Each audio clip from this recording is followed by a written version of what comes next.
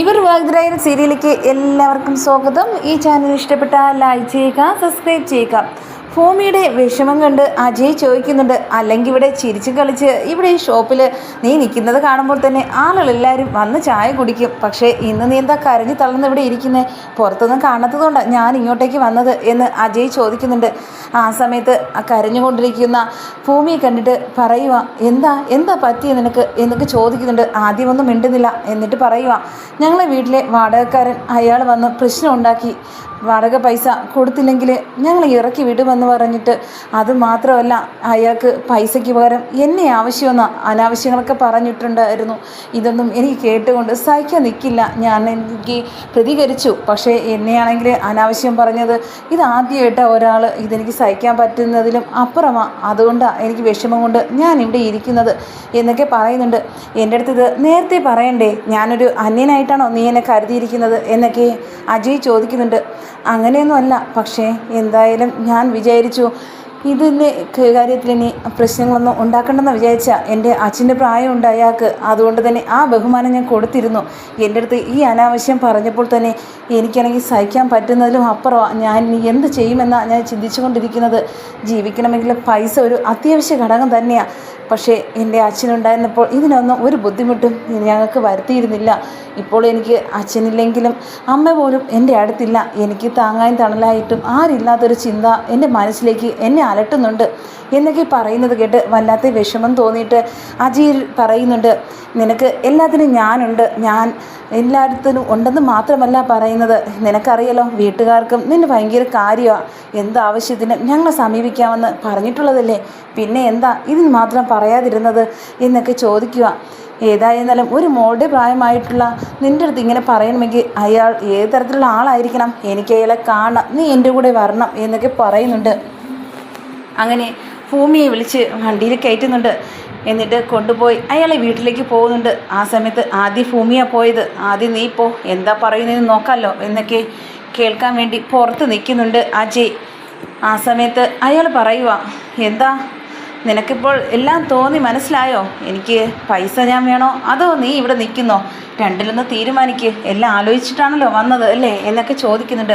അനാവശ്യം പറയുന്നോടോ എന്നൊക്കെ ചോദിച്ചിട്ട് ആലവിലിട്ട് അടി കൊടുക്കുന്നുണ്ട്. തൊട്ട് ബാക്കിൽ നിന്ന് അജയ് വരുന്നത് കണ്ടിട്ട് അയാൾ ഞെട്ടി നിൽക്കുന്നുണ്ട്. എന്തിനാ എൻ്റെ അടുത്ത് ഇങ്ങനെ അനാവശ്യം പറഞ്ഞത്? നിന്നെ ഞാൻ വെറുതെ വിടില്ല. നീ വിചാരിച്ചു എനിക്ക് ചോദിക്കണം പറയാനും ആരും ഇല്ലെന്നാണോ എന്നൊക്കെ ചോദിക്കുക സമയത്ത് അജയ് പറയുക, ഇതാരെന്നറിയാവോ? ഞാൻ കെട്ടാൻ പോണ പെണ്ണാ. എന്നെ ആരെന്നറിയാവോ? ഞാനിവിടുത്തെ സ്ഥലം മിസ് ചെയ്യുക. നീയാണെങ്കിൽ ഞാൻ കെട്ടാൻ പോണ പെണ്ണിൻ്റെ ഇടയാണോ നീ അനാവശ്യങ്ങൾ പറയുന്നത് എന്നൊക്കെ ചോദിച്ചിട്ട് ഇങ്ങനെ ചോദിച്ചപ്പോൾ ഉടനെ പറയുക, ഇവള് എൻ്റെ ഭാര്യ ആവാൻ പോകുന്ന കാര്യങ്ങൾ തുറന്നു പറയാത്ത എത്ര പേരുണ്ടെന്നറിയാവോ? എന്നിട്ടും ഇതാണെങ്കിൽ ഞാൻ പറഞ്ഞതുകൊണ്ട് ഭൂമി പറഞ്ഞു അവിടെ കരഞ്ഞുകൊണ്ടിരിക്കുകയായിരുന്നു. പക്ഷേ ഇന്ന് ഞാൻ പറയുന്നുണ്ട്, ഇനി നീ ഏതെങ്കിലും പെൺപിള്ളേരെ അനാവശ്യം പറയുകയോ അത് മാത്രമല്ല പൈസയ്ക്ക് വേണ്ടി ആരെങ്കിലും നീ ഉപദ്രവിക്കാൻ നോക്കിയോ, ഞാനാണെങ്കിൽ അറിഞ്ഞു കഴിഞ്ഞാൽ പിന്നെ നീ ജീവനോടെ ഇരിക്കില്ല. ഞാനാ പറയുന്നത്. ഞാൻ ഇത് കേട്ട ഉടനെ തന്നെ പറയുക, ഞാൻ മാപ്പ് പറയാം. ഇനി ഇതൊരു വലിയ പ്രശ്നമാക്കരുത്, എൻ്റെ വീട്ടുകാരെയൊന്നും അറിയിക്കരുത് എന്നൊക്കെ ആ ഓണർ പറയുകയും ചെയ്യുന്നുണ്ട്. ഇത് കേട്ട ഉടനെ തന്നെ അജയ് പറയുക, എങ്കിൽ അവളെ കാൽ പിടിച്ച് മാപ്പ് പറയണം, ഇനി ഇത് ആവർത്തിക്കില്ല എന്ന്. പക്ഷേ ഇത്രയും ദിവസം അവർ കഴിഞ്ഞ വാടക അതങ്ങ് തരും. പിന്നെ അവളുടെ അച്ഛൻ്റെയും അമ്മയുടെയും ആവശ്യങ്ങൾക്ക് നേരത്തെ ഉണ്ടായിരുന്ന പൈസയൊക്കെ ഇവൾ അറിയേണ്ട കാര്യമില്ലായിരുന്നു. പക്ഷേ ഇന്ന് അവൾ അച്ഛൻ ജീവിച്ചിരിപ്പില്ല, അമ്മയുണ്ടെങ്കിലും ജയിലില്ല. അവരെ ഇറക്കാൻ വേണ്ടി തന്നെ നല്ല പൈസ ഒരു ചിലവൊക്കെ വരും. അതിനുവേണ്ടി നിങ്ങളടുത്ത് കടം ചോദിക്കുമ്പോഴത്തേക്കും ഇങ്ങനത്തെ വർത്തമാനമാണ് പറയുന്നതെങ്കിൽ നിങ്ങളെ മോക്കാണ് ഇങ്ങനൊരു അവസരം വന്നിരുന്നെങ്കിൽ നിങ്ങൾ എന്ത് ചെയ്യുമായിരുന്നു എന്നൊക്കെ ചോദിക്കുമ്പോൾ ഒരു മറുപടി പോലും ഇല്ലാതെ പേടിച്ച് വിറച്ച് നിൽപ്പുണ്ടായ ആൾ ഇനി ഞാനത് ആവർത്തിക്കില്ല എന്നൊക്കെ പറഞ്ഞുകൊണ്ട് ഭൂമിയുടെ കാലിൽ വീണത് മാപ്പ് ചോദിക്കുന്നുണ്ട്. മോളെ എന്നോട് ക്ഷമിക്കണം, ഞാൻ അറിയാതെ പറഞ്ഞു പോയതാന്ന് പറഞ്ഞിട്ട് അങ്ങനെ ദേഷ്യത്തോടെ നോക്കിയിട്ട് അജയ് വിളിച്ചിട്ട് പോകുന്നുണ്ട് ഭൂമിയെയും കൊണ്ട്. ആ സമയത്ത് ഭൂമി അജയെ ഇങ്ങനെ നോക്കുക സൂക്ഷിച്ച്. ആ സമയത്ത് തന്നെയാണ് ഭൂമിക്ക് അജയുടെ സ്നേഹം തോന്നുന്നുണ്ട്. ഏതോ ഒരു കാര്യം ജയിച്ച് രാജാവ് വിളിച്ചുകൊണ്ട് പോകത്തില്ലേ, അതുപോലുള്ള ഒരു ഫീലിംഗ് തോന്നുന്നുണ്ട് ഭൂമിക്ക്. തനിക്ക് ചോദിക്കാനും പറയാനും ആളുണ്ടെന്നും എന്നാൽ എൻ്റെ താങ്ങായിട്ട് ഒരാൾ എനിക്കുണ്ട് എന്നും മനസ്സിൽ തന്നെ വിശ്വസിക്കുകയും ചെയ്യുന്നുണ്ട് ഭൂമി. ആ ഒരു രീതിയിൽ ഇറങ്ങി കൈയും പിടിച്ച് പോകുന്നുണ്ട്. ഇത് കണ്ടപ്പം തന്നെ അജയ് പറയുക, നിനക്കാണെങ്കിൽ ആരുമില്ലെന്ന് ഞാൻ പറഞ്ഞില്ലേ, ആരും നിനക്ക് കൂട്ടില്ലെങ്കിലും ഞാനുണ്ട്, ഞാൻ മാത്രമേ നിനക്ക് കാണുള്ളൂ ഇനി എന്നൊക്കെ പറയുകയും ചെയ്യുന്നുണ്ട്. അജയ് സാറിന് മാത്രം മനസ്സിൽ കണ്ട് വീട്ടുകാരൊക്കെ ആലോചിച്ചല്ലേ കല്യാണം നടക്കട്ടെ എന്ന. പക്ഷേ അജയ് സാറിന് ഇതുപോലത്തെ ഒരു പെൺകുട്ടിയല്ല കിട്ടേണ്ടത്. ഇപ്പൊ ഞാൻ വിചാരിച്ചതുപോലെയല്ല ഈ കാര്യങ്ങളൊന്നും. അവള് സാറിനെ ചതിക്കാൻ നോക്കുക. സാറിനെ കല്യാണം കഴിച്ചിട്ട് ആ കാമുകനോട് പോവാൻ വേണ്ടി ഇരിക്കുകയായിരിക്കും. ആ ഒരു ഉദ്ദേശം മനസ്സിൽ പെട്ടെന്ന് കടന്നു വരികയും ചെയ്യുന്നുണ്ട്. ഈ സമയത്ത് എല്ലാം കൂടി ആലോചിക്കുമ്പോൾ തന്നെ എങ്ങനെയെങ്കിലും അജയ് സാറിനെ എന്നൊരു തോന്നൽ മനസ്സിൽ ഉണ്ടാവുകയും ചെയ്യുന്നുണ്ട് ഭൂമിക്ക്. അതുകൊണ്ട് തന്നെയാണ് ഭൂമി അജയ് സ്നേഹിച്ച് തുടങ്ങുകയും ചെയ്യുന്നുണ്ട്. നേരത്തെ തന്നെ നോട്ടത്തിലെ എനിക്ക് മനസ്സിലായതാ എൻ്റെ അടുത്ത് എന്തോന്നില്ലാത്ത ഒരു അടുപ്പം ഞാനും അജയ് സാറും തമ്മിൽ ഉണ്ടെന്ന് എനിക്കറിയാം. പക്ഷേ ഞാൻ എന്നിട്ടും എല്ലാ കുടുംബത്തിന് വേണ്ടി എല്ലാവരും നോക്കി ആലോചിച്ചെടുത്ത തീരുമാനത്തിൽ നിന്ന് നമ്മളാരും തലയിടേണ്ട കാര്യമില്ല എന്ന് വിചാരിച്ച് വെറുതെ കളഞ്ഞതാ. പക്ഷേ ഈ സ്ഥിതിക്ക് ഇനി അഞ്ജനയ്ക്ക് പറ്റിയ ആളല്ല അജയ് സാർ എന്നൊക്കെ മനസ്സിൽ കൊണ്ട് തന്നെ ഉറപ്പിക്കുകയും ചെയ്യുന്നുണ്ട്. ഞാൻ എന്തായാലും ഈ ഒരു നാടകം കളിയെങ്കിൽ നാടകം കളി ഇതിൽ സമ്മതിച്ചേ മതിയാവുള്ളൂ, അല്ലെങ്കിൽ അജയ് സാറിന്റെ ജീവിതം നഷ്ടമാവുന്നത് എന്നൊക്കെ മനസ്സിൽ ചിന്തിച്ചുകൊണ്ട് ഭൂമി വീണ്ടും ഷോപ്പിലേക്ക് പോകുന്നുണ്ട്. ആ സമയത്ത് വീണ്ടും അജയുടെ അടുത്ത് ചായ കൊണ്ട് കൊടുക്കാൻ വേണ്ടി സ്റ്റേഷനകത്തേക്ക് പോവുക. അപ്പോൾ ചിരിച്ച് നല്ല സന്തോഷത്തോടെ പോവുക. എന്നിട്ട് പറയുക, എനിക്കാണെങ്കിൽ കുറേ ബാധ്യതകളുണ്ട്, എല്ലാം സാറിന് അറിയാമല്ലോ. എന്നെ ഓരോരുത്തരായിട്ട് മുതലെടുത്തുകൊണ്ടിരിക്കുക. ഞാനെന്നെ ഈ എൻ്റെ ഒറ്റയ്ക്കായത് കൊണ്ട് തന്നെയാണ് എന്നെ പലരും പല രീതിയിലാണ് കാണുന്നതും വർത്തനം പറയുന്നതും. അതിനെ എനിക്ക് സഹിക്കാൻ കഴിയുന്നില്ല. എനിക്കൊരു താങ്ങ് വേണം. എനിക്കിപ്പോൾ സാറ് പറഞ്ഞത് ശരിയാണെന്ന് തോന്നുന്നുണ്ട്. ഞാൻ സാറ് പറഞ്ഞ ആ ഒരു നാടകം കളിക്ക് ഭാര്യയാവാൻ എനിക്ക് സമ്മതമാണ് എന്നൊക്കെ മനസ്സുകൊണ്ട് തുറന്ന് അജയ് എടുത്ത് പറയുന്നുണ്ട്. ആ നിമിഷം വല്ലാത്ത സന്തോഷത്തിൽ അജയ് പറയുക, എനിക്കറിയാമായിരുന്നു നീ സമ്മതിക്കുമെന്ന്. എന്തായാലും നിന്റെ ഒരു സുരക്ഷിതയ്ക്ക് വേണ്ടിയും ഇതൊരു അത്യാവശ്യ ഘടകം തന്നെയാണ്. ഇപ്പോൾ നീ ഒറ്റയ്ക്ക് ആ വീട്ടിൽ താമസിക്കുന്നത് പല ആപത്തുകളും ഉണ്ടാകാം.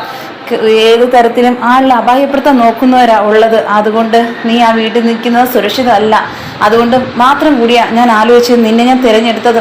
പിന്നെ നല്ലൊരു കുട്ടി, എനിക്കാണെങ്കിൽ പറ്റിയ ഭാര്യയായിട്ട് എനിക്ക് തന്നെ അംഗീകരിക്കാൻ പറ്റുന്ന ഒരു കുട്ടിയായിരിക്കണം എന്ന് എനിക്ക് ഉറപ്പുണ്ടായിരുന്നു. ആൻഡ്രൂസ് പറഞ്ഞപ്പോൾ തന്നെ ആൻഡ്രൂസിന് വലിയ സന്തോഷമായിരുന്നു. കല്യാണം കഴിക്കണമെങ്കിൽ അത് ഭൂമിയായിരിക്കണം, എന്നാലേ എല്ലാം ശരിയാവുള്ളൂ എന്ന്. പക്ഷേ അന്ന് സമ്മതിക്കാത്തത് കൊണ്ട് തന്നെ വളരെ വിഷമിച്ചാണ് ഞാനന്ന് വീട്ടിലേക്ക് പോയത്. എന്തായാലും അവരുടെ മുമ്പിൽ പിടിച്ചു നിൽക്കണമെങ്കിൽ എനിക്ക് എന്തെങ്കിലും ചെയ്തേ പറ്റുള്ളൂ. ഇത് വെച്ച് നീട്ടേണ്ട കാര്യമില്ല. ഇപ്പോൾ എന്താ ഇതിനകത്ത് പെട്ടെന്നൊരു തീരുമാനം എടുക്കാൻ കാരണം? ഇന്ന് ഞാൻ നിന്നെ സഹായിച്ചതുകൊണ്ടാണോ എന്നൊക്കെ ചോദിക്കുന്നുണ്ട്.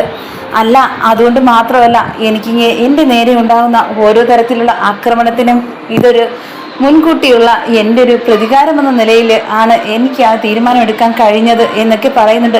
ആരുമായിട്ടുള്ള പ്രതികാരം എന്ന് പറയുന്നത് ഇല്ല. ആ വീട്ടിൽ എൻ്റെ അടുത്ത് പ്രതികാരം കാണിക്കുന്ന ആ പടം രണ്ടുപേരല്ലേ ഉള്ളൂ, ഭവാനിയും അതുപോലെ തന്നെ അഞ്ജനയും.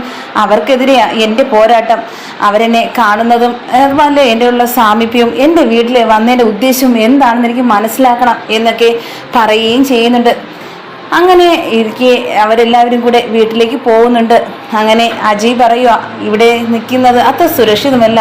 ഞാൻ പറഞ്ഞ കാര്യത്തെക്കുറിച്ച് നമുക്ക് പെട്ടെന്ന് തന്നെ തീരുമാനമെടുക്കാം, ഞാനത് ഭൂമിയെ അറിയിക്കാം എന്നൊക്കെ പറയുകയും അങ്ങനെ ഷോപ്പിൽ നിന്ന് ജോലിയെ കഴിഞ്ഞ് തിരിച്ച് വീട്ടിലേക്ക് ഭൂമി പോവുകയും ചെയ്യുന്നുണ്ട്. ആ സമയത്ത് ഭൂമിയുടെ അടുത്ത് കാണാൻ വേണ്ടി വരുന്നുണ്ട് അഞ്ജന വന്നിട്ട് ദേഷ്യത്തോടെ പറയുക, നീ എന്തിനാടി ഇവിടെ വന്നത് എന്നൊക്കെ ചോദിക്കുന്നുണ്ട് ഭൂമി. ഇത് കേട്ടതും ഉടനെ തന്നെ നീ എൻ്റെ അടുത്ത് ദേഷ്യത്തിൽ സംസാരിക്കാൻ തുടങ്ങിയോ? നീ ആരാടി ഈ വീട്ടിലെ? നിനക്ക് ഞാൻ പറഞ്ഞാൽ മനസ്സിലാവില്ലേ? എൻ്റെ ഭർത്താവ് ആവാൻ പോകുന്ന ആളാ അജയ്.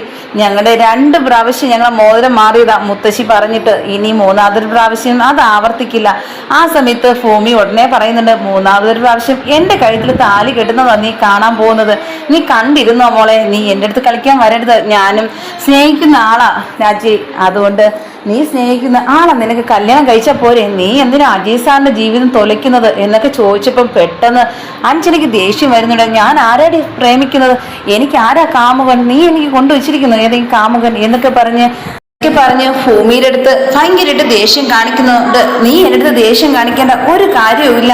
ഞാൻ നിനക്ക് എല്ലാം കണ്ടുപിടിച്ച് കഴിഞ്ഞിരിക്കുന്നു. നിന്റെ കള്ളത്തരങ്ങളെല്ലാം ഞാൻ ഇന്ന് കണ്ടുപിടിച്ചതാ. നിന്റെ കൂടെ നിന്ന പയ്യൻ ആരാടി എന്നൊക്കെ അഞ്ജനയുടെ അടുത്ത് ചോദിക്കുന്നുണ്ട് ഭൂമി.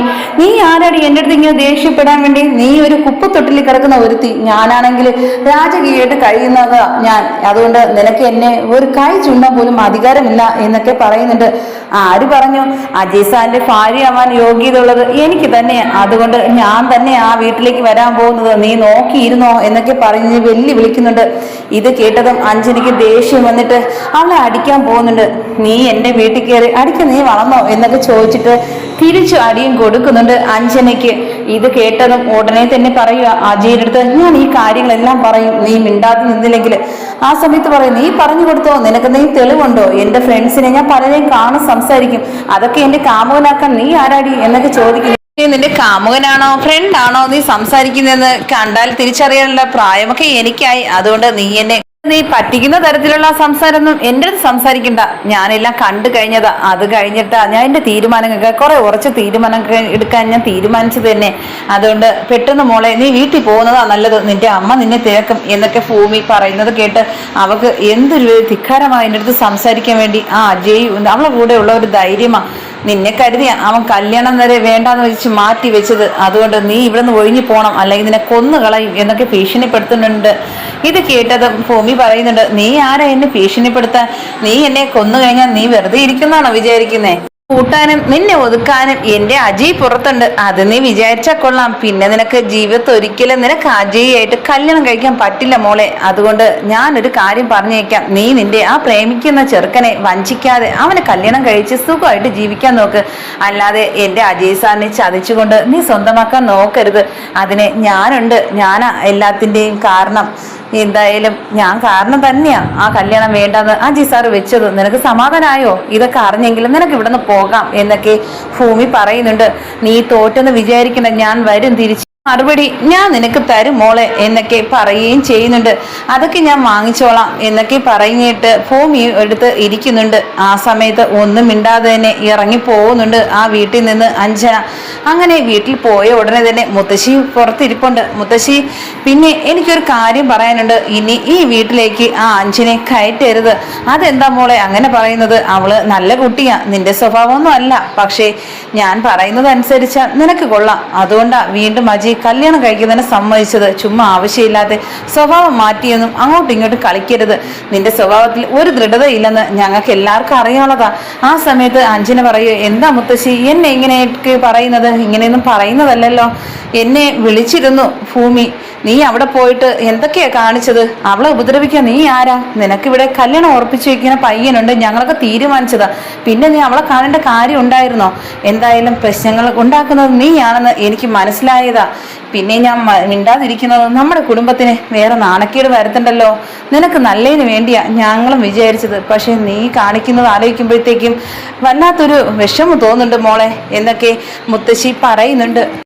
ആ സമയത്ത് ഭവാനിയുടെ അടുത്ത് പോയിട്ട് എല്ലാ കാര്യങ്ങളും പറയുന്നുണ്ട്. എൻ്റെ അടുത്ത് പറഞ്ഞ കാര്യം എന്താണെന്ന് അറിയാമോ അമ്മേ? അവളാണെങ്കിൽ അജയ് സ്വന്തമാക്കുകയും ചെയ്യും, ഞാൻ ഈ വീട്ടിൽ നിന്ന് പുറത്തു പോവുകയും ചെയ്യും, എനിക്കൊരു കാമുകനുണ്ടെന്നൊക്കെ പറയുക. എനിക്കിത് കേട്ടപ്പോൾ തന്നെ സങ്കടമാകുന്നുണ്ട്. മോള് വിഷമിക്കണ്ട, ഞാൻ കമാലിനെ വിളിച്ച് എല്ലാം ഏർപ്പാട് ചെയ്തിട്ടുണ്ട്. എത്രയും പെട്ടെന്ന് അവളെ കഥ അങ്ങ് കഴിക്കും. പിന്നെ നമ്മൾ വിഷമിക്കേണ്ട കാര്യമില്ലല്ലോ എന്നൊക്കെ പറയുന്നുണ്ട്. കുറേ ദിവസം കൊണ്ട് പറയുന്നതല്ല ഒന്നും നടക്കുന്നില്ലല്ലോ എന്നൊക്കെ അഞ്ജന ചോദിക്കുന്നുണ്ട് ഭവാനിയുടെ അടുത്ത്. കുറേ ദിവസം കൊണ്ട് പറയുന്നതല്ലാതെ ഒന്നും നടക്കുന്നില്ലല്ലോ എന്നൊക്കെ അഞ്ജന ഭവാനിയെടുത്ത് പറയുന്നുണ്ട്. എല്ലാത്തിനും അതിന് സമയമുണ്ട് മകളെ. അച്യുതനെ നമ്മൾ ഇല്ലാതാക്കിയില്ലേ, അതുപോലെ ഏവളെയും ഒരു പുഴു അറിയാതെ ഇല്ലാതാക്കും. അത് തന്നെയാണ് ഞങ്ങളെ തീരുമാനവും. അതിനൊക്കെ ഇത്തിരി വെയിറ്റ് ചെയ്താലേ പറ്റുള്ളൂ. അല്ലാതെ അവളെ വെറുതെ വിട്ടിരിക്കുകയെന്ന് മോള് വിചാരിക്കരുത്. പല സ്ഥലത്തും അവൾക്ക് പല ആൾക്കാരുമായിട്ട് പല ബന്ധവും ഉണ്ട്. എന്നുദ്ദേശിച്ചാൽ അവളെ രക്ഷിക്കാൻ പലതരത്തിലും ആൾക്കാരുണ്ട്. നമ്മൾ വിചാരിക്കും പോലെയല്ല. ഒന്നാമത് ആദ്യം ഉള്ളത് ഇവിടുത്തെ അജയ് തന്നെയാ. അവളുടെ ഇപ്പം ഒരു ചലനം അറിഞ്ഞിരുന്നാലും അവൻ പോയി രക്ഷിക്കാനുണ്ട്. അതുകൊണ്ട് നമുക്കിപ്പോൾ കുറച്ച് സമയം വെയിറ്റ് ചെയ്തേ നല്ല കാര്യം നടക്കാൻ പറ്റുള്ളൂ. ആദ്യം നമുക്ക് ആലോചിക്കേണ്ടത് മോളുടെ കല്യാണമാണ്. ഇതുവരെ എത്തിയല്ലോ, ഇനി അതിനെക്കുറിച്ച് ചിന്തിച്ചാൽ മതി എന്നൊക്കെ ഭവാനി പറയുന്നുണ്ട്. എന്നാൽ ഈ സമയത്ത് തന്നെ ഉടനെ ഭൂമി ഫോൺ ചെയ്യുന്നുണ്ട് ഭവാനി എടുത്ത്. മോളുടെ കാര്യമൊക്കെ അറിഞ്ഞായിരുന്നോ? മോക്ക് പുതിയ കാമുകനൊക്കെ ഉള്ളത് ഞാൻ കണ്ടായിരുന്നു. അത് ആ വീട്ടിൽ ഞാൻ പൊട്ടിക്കട്ടെ, എൻ്റെ കയ്യിൽ ഈ ബോംബുണ്ട് എന്നൊക്കെ പറയുന്നുണ്ട്.